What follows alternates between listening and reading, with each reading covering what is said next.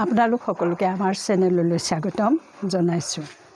আজি আমি আপোনালোকৰ লগত কেনেদৰে আমাৰ পূৰ্বজন্মৰ সংস্কাৰেই হওক, বৰ্তমান জন্মৰ সংস্কাৰেই হওক, পিতৃ মাতৃৰ পৰা পোৱা সংস্কাৰেই হওক, বংশানুক্ৰমিক সংস্কাৰেই হওক বা পৰিৱেশৰ সংস্কাৰেই হওক, এই সংস্কাৰবিলাকে আমাৰ মনত প্ৰভাৱ পেলায় আৰু এই সংস্কাৰবিলাক বেয়াবিলাক কেনেদৰে আমি অব্যাহতি পাব পাৰোঁ সেই বিষয়ে কথা পাতিবলৈ লৈছোঁ। কেতিয়াবা আমি কল্পনা নকৰাকৈ আমাৰ কল্পনাৰ বাহিৰত আমি নভবা নিচিন্তা কিছুমান কথাই আমাক ইমানেই দুখ দিয়ে যে আমি তাৰ পৰা উৱাদিহ পাবৰ বাট নেদেখা হওঁ। এইবিলাক সাধাৰণতে আমাৰ নিচিনাই কোনো ব্যক্তিয়ে তেওঁলোকৰ ব্যৱহাৰৰ দ্বাৰা, তেওঁলোকৰ কটু বচনৰ দ্বাৰা, তেওঁলোকৰ দৃষ্টিৰ দ্বাৰা বিভিন্ন ধৰণে আমাক দুখ দিয়ে, যিবিলাক আমি বুজি পাওঁ। আৰু এই দুখবিলাকে আমাৰ মনত ৰেখাপাত কৰে, আমাক অনবৰত মনত ক্ৰিয়া কৰি থাকে। আৰু যিজনে দুখখিনি দিয়ে তেওঁ সেইটো অভ্যাসত পৰিণত হয়। তেওঁ মনলৈ অনুশোচনাৰ ভাৱ নাহেই, তেওঁ মনে কোনো চিন্তাই নকৰে যে এই কথাখিনি আনক দুখ দিব পাৰে। আৰু যি দুখ পায় তেওঁ যদি মুকলি মনৰ হয়, বহল অন্তৰৰ হয়, তেওঁ যদি আনকো স্নেহ কৰে, আনক ভাল পোৱা দিয়ে বা আনৰ প্ৰতি ভাল ব্যৱহাৰ কৰে, তেওঁ নিশ্চয় মনত দুখ দিব। আপোনালোকে নিশ্চয় বুজি পাইছে যে এই দুখ দিওঁতাসকল কেনেকুৱা মনৰ। এনেকুৱা মানুহ আমাৰ পৃথিৱীখনত আছে, নথকা নহয়। কিন্তু কেতিয়াবা দেখা যায় যে এনেদৰে এজনক দুখ দিওঁতে দুখ পোৱাজনে আজি এওঁৰ পৰা পালে, কালিলৈ তেওঁৰ পৰা পালে, কালিলৈ ইজনৰ পৰা পালে, বিভিন্ন ধৰণৰ ঘৰ সংসাৰত থাকিলে দুখ পায় আৰু এসময়ত তেওঁ মানসিক ভাৰসাম্য হেৰুৱাই পেলায়। আৰু কেতিয়াবা দেখা যায় কোনো লোকৰ স্মৃতিশক্তিও নাইকিয়া হয়। এনেকুৱা লোকো আমি দেখিছোঁ। আৰু আনে দিয়া দুখৰ কাৰণেই যে এই লোকৰ এনেকুৱা হৈছে সেই কথা বহুতে জানে, কিন্তু কোনেও মুখ খোলাই একো নকয়। কাৰণ এইবিলাক চলি আহিছে আৰু কাৰোবাক যদি ক'বলৈ যোৱা হয় তেতিয়া হ'ব কাজিয়াৰ সূত্ৰপাত হ'ব। এইবিলাক এই মনত ঘাঁ সৃষ্টি কৰা এই কামবিলাক যদি আমি কৰি থাকোঁ, আমি কোনোবা দিনা ভাবি চাইছোঁনে আমি যিবোৰ কাম কৰিছোঁ সেই কামেই আমাৰ কৰ্মৰ ফল হৈ গৈছে। আমি এই কৰ্মৰ ফল ভুগিবই লাগিব। আমি সকলো সাৱধান হ'ব হ'ল, কাৰণ কৰ্ম ফলেহে আমাৰ ভাগ্যখন বনাব। আমি কাৰোবাক দিছোঁ, তেওঁ হয়তো পূৰ্বজন্মত মোক এইখিনি দিছিলে, তাৰ কাৰণে তেওঁ পাইছে। কিন্তু আমি এই জন্মত যদি আমি জানো যে এইটো কৰিলে এইটো এনেকুৱা হয়, সেইটো কৰিলে তেনেকুৱা হয়, গতিকে আমি নিজেই নিজৰ এইবোৰ বন্ধ কৰিব লাগিব, আমি এইবোৰ ষ্টপ দিব লাগিব। আমি আনৰ জীৱন ধ্বংস কৰিব নোৱাৰোঁ।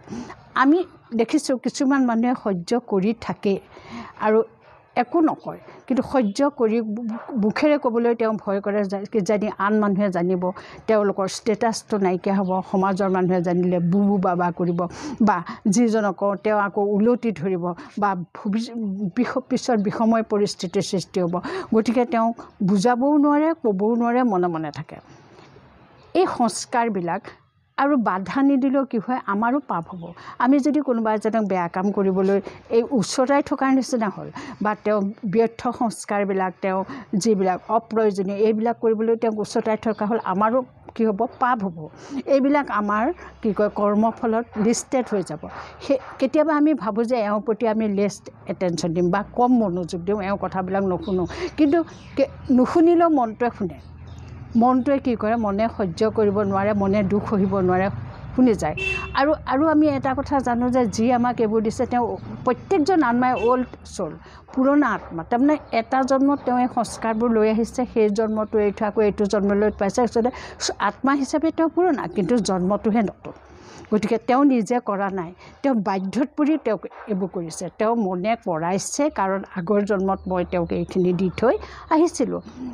গতিকে আমি তেওঁৰ প্ৰতি কঠোৰ হ'লেও নহ'ব, আমি তেওঁৰ প্ৰতি দুৰ্বল হ'লেও নহ'ব, তেওঁৰ কথাখিনি আমি সহি থাকিলেও নহ'ব। আমাৰ প্ৰফেশ্যনত, আমাৰ ব্যক্তিগত জীৱনত, আমাৰ সম্বন্ধ সম্পৰ্কত আমি এইবিলাক সদায় দেখি আহিছোঁ। আৰু এটা কথা, আমি তেওঁৰ দিয়া দুখখিনি লৈ তাত দগ্ধ হৈ অন্তৰত জ্বলি পুৰি থাকিলেও নহ'ব। আমি মনৰ দাগ মোচা কিছুমান মনৰ ব্যায়াম কৰিব জানিব লাগিব।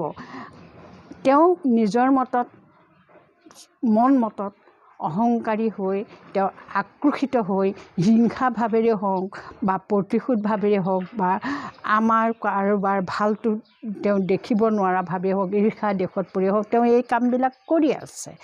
আমি তেওঁক বাধা দিব পৰা নাই। আমি এটা কামেই কৰিবলৈ আমাৰ উপায় আছে, যিটো হৈছে যে আমি মাইণ্ড টু মাইণ্ড তেওঁৰ লগত কানেক্ট হ'ব লাগিব। কেনেকৈ কানেক্ট হ'ম? আমি শ্ৰীমতত চলিব লাগিব। পৰমাত্মা বা ভগৱানৰ পৰা আমি তেওঁৰ দিব্য গুণৰ ছেটটো আনিব লাগিব। এই দিব্য গুণৰ ছেটটো কি? সুখ, শান্তি, আনন্দ, প্ৰেম, শক্তি, জ্ঞান এইবিলাক হ'ল দিব্য গুণ, যি গুণবিলাক ধাৰণ কৰিলে আমি নিজেও সুন্দৰ হ'ম, আমাৰ মনবিলাক পবিত্ৰ হ'ব, সুন্দৰ হ'ব, আনকো আমি দিব পাৰিম। আমাৰ মনৰ এটা সূক্ষ্ম বাকচ আছে, সেই বাকচটোলৈ আমি বিচাৰি উলিয়াব লাগিব। সেই বাকচটোত আমাৰ বুদ্ধি থাকে, সেই বুদ্ধি সুপ্ত হৈ আছে। সেই বুদ্ধিক বাকচৰ ভিতৰৰ পৰা আমি উলিয়াই অনাৰ পদ্ধতি আমি জানিব লাগিব। যেতিয়া আমাৰ বুদ্ধি জাগৃত হ'ব, আমি তেওঁৰ লগত থট টু থট কানেকশ্যন কৰিম। মোৰ থট তেওঁলৈ যাব। প্ৰথম আমাৰ থট ভাৱনাখিনি আমি পঠালোঁ পৰমাত্মালৈ। পৰমাত্মাক ক'লোঁ যে ভগৱান মোক শক্তি দিয়া, গুণ দিয়া, জ্ঞান দিয়া, যি গুণ জ্ঞানৰ দ্বাৰাই মই কি কৰিব পাৰোঁ, এই যি আত্মাই মোক অনবৰত এনেকৈ দুখ দি আছে, অশান্তি দি আছে, সেই আত্মাৰ সংস্কাৰ সলনি কৰিব পাৰিব লাগিব। এই কামটো কৰিব লাগিব আমি ব্ৰহ্ম মুহূৰ্তত বা অমৃত বেলা। কাৰণ এই সময়ত পৃথিৱী নিস্তব্ধ হৈ থাকে, আত্মাবিলাক শুই থাকে, আৰু এই সময়ত ছাবকনচিয়াছ মন জাগি থাকে। সেই ছাবকনচিয়াছ মনত আমি এইখিনি সোমোৱাব লাগিব। আৰু আমি এনেদৰে সোমোৱাব লাগিব যাতে আমি তেওঁৰ সংস্কাৰবিলাক আমি জয় কৰিব পাৰোঁ, তেওঁৰ সংস্কাৰৰ ওপৰত আমি ৰাজত্ব কৰিব পাৰোঁ। আমাক ভগৱানে এই পৃথিৱীলৈ পঠিয়াইছে একোটা যন্ত্ৰৰূপে। আমি একোটা ভগৱানৰ ইনষ্ট্ৰুমেণ্ট। শৰীৰটো লৈছোঁ, শৰীৰটোলৈ যন্ত্ৰটোৱে কাম কৰি আছোঁ।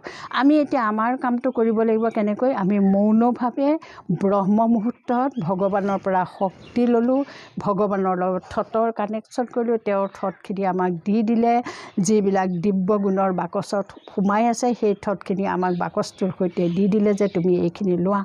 আৰু আমাৰ লগত কি কৰিছে থকা এই ভাৱনাখিনি তেওঁৰ মনত ঢালি দিলোঁ। যিজনে আমাক ইমান দিন মানসিকভাৱে অত্যাচাৰ কৰি আছিলে, তেওঁৰ মনত ঢালি দিলোঁ।